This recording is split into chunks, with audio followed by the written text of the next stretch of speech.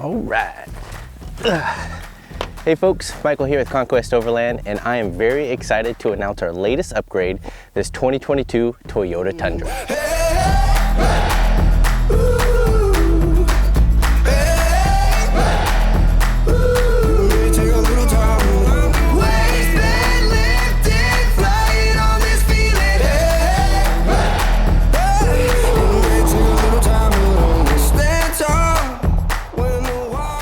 So I'm sure there's tons of questions on what is happening behind the scenes, what happened to the Jeep, what's going on with the truck, what are your future plans for it. And with this quick little impromptu video here, not too far from home, actually in a construction site that's closed today, I wanted to give you guys some questions and highlights on what's happening and what's to come.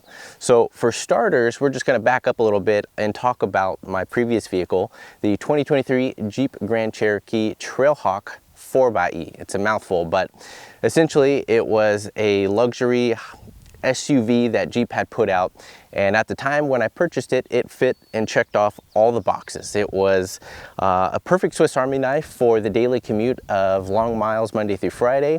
It had relative capability for what I do off-road, for hitting forest roads and whatnot, so weekend travel, it was perfect. And then it was loaded with tech and all kinds of luxury items inside the car, and it was one where a little bit of a splurge purchase, but I really appreciated having all that because none of the cars prior that I owned had any of it. It was actually my first vehicle with heated seats, if you can believe it. So for the longest run, it was a flawless SUV. It hit everything that I wanted to do, great mileage, all that good stuff. Now, let's fast forward a little bit. As you might have seen and noticed, the channel has been lacking on some videos here in the last several months. And that's all for what's been going on behind the scenes, and one that I didn't know how to paint the picture.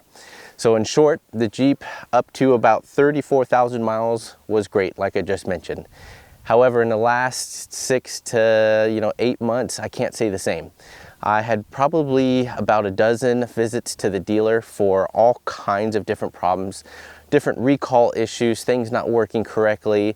I'm talking everything from one morning getting ready to head out for work, the engine coolant just decided to completely leak all over the place. No precursor leading up to that may have been an issue. No even warning on the dash that even happened. Like if I didn't get out and notice a pool of fluid underneath the car, I could have drove off and who knows what would have happened at that point. But on top of that, battery recalls, weird little oddities of like the multimedia screen not working and functioning as it should, the hatch not working like it should, constant engine issues. Check engine light was almost like a daily roulette if it was going to be on or off. It was just starting to fall apart, which is so sad because the vehicle was barely over 2 years. And I just noticed that with the warranty expiring at 36,000 miles and we were about 500 miles short of that, it was one where I was questioning the longevity and the future use of what I would want it to be. Now, if this vehicle is going to be remaining as a daily driver, we could probably contend with some of those issues and get it worked out. But knowing that we travel the way we do and half the time in remote areas or hard to get to areas, that was not a gamble that I wanted to take as the vehicle aged. So a kind of a perfect storm lined up where this Tundra was listed for sale. It's a used vehicle, and we'll get into some of those things. But this vehicle was listed for sale and it had all the different specs that I wanted. So the time of at the crossroads, what direction do we want to go? Clearly, we made the choice of wanting to trade in and get into a vehicle that we can grow with, have for a long time, and be in a platform that we're familiar with. So needless to say, the Jeep, with all the issues that were arising and whatnot, decided to part ways with it and get into the Tundra here. Now this particular setup had all the boxes checked that I specifically wanted, and was one that was a little bit hard to find. One being at the price point that I wanted to do the trade-in with, but having a 6.5 foot bed for what we plan to do in the back of it.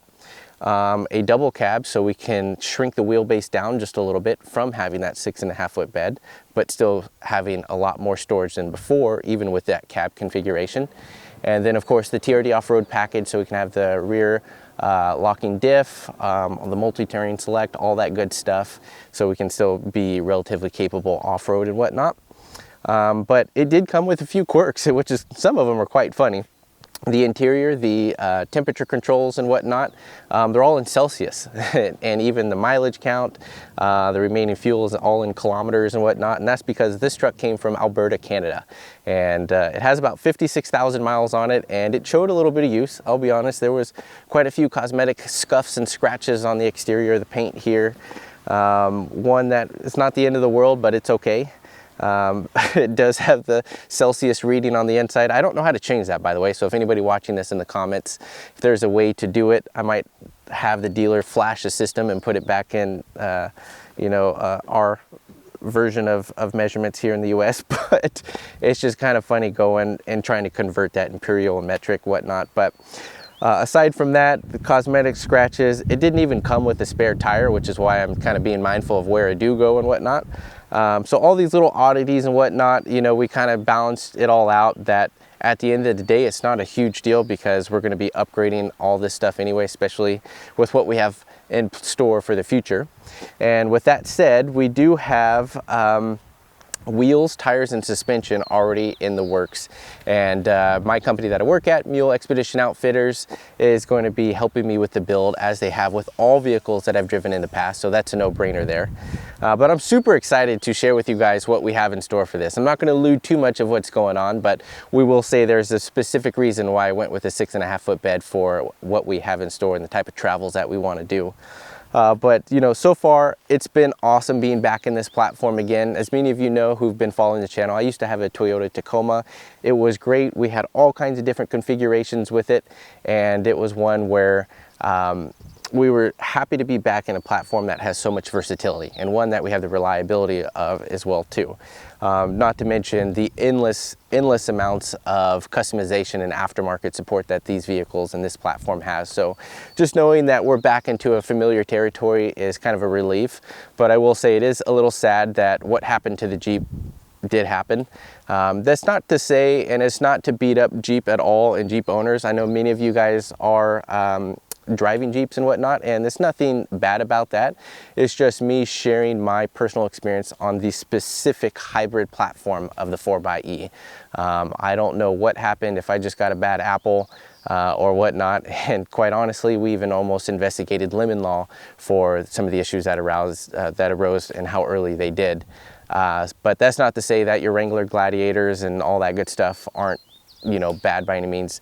It's just my particular issues that I had didn't line up for what we wanted to do with it in the future. So I'm excited to get back in the swing of things. Like I mentioned, there's been a lapse a little bit in travel videos, so we're going to get back into the swing of not only showing a new series of this build from start to finish, but I also owe you guys a complete series from summer of last year where Shelby and I spent a month up in Alaska with Craig and Brooke at Alaska Overlander, graciously inviting us up for spending some time up there. So I have mountains and mountains of content. I'm talking several terabytes worth that I need to get through. So that will be a whole series and dedicated movie on its own. So in the meantime, we'll be kind of posting multiple videos across this platform and catching back up on that travel series and moving forward from there. So I'm excited to get back in the swing of things, show you guys what we have going on, and getting back out on trips and doing so in the confidence that I used to have and whatnot. So again, quick little update video, impromptu. I know it's not the most beautiful area, but I did the best I could with making it scenic from afar in undeveloped construction area close to home. But I sincerely appreciate everybody's support. Thank you all so much for the warm and congratulations. But with that said, I sincerely appreciate everybody's support and warm welcome back to the truck platform and being a part of the Toyota family once again. Your guys' support is huge, and even just a couple posts that we've done of the Tundra has been insurmountable on seeing the support and love that you guys have shared over the years and the excitement for what we have moving forward. So it's awesome to be a part of such a welcoming community. I'm so thankful to have all you guys for cheering along the way. So thank you for all that. But let's get back into it.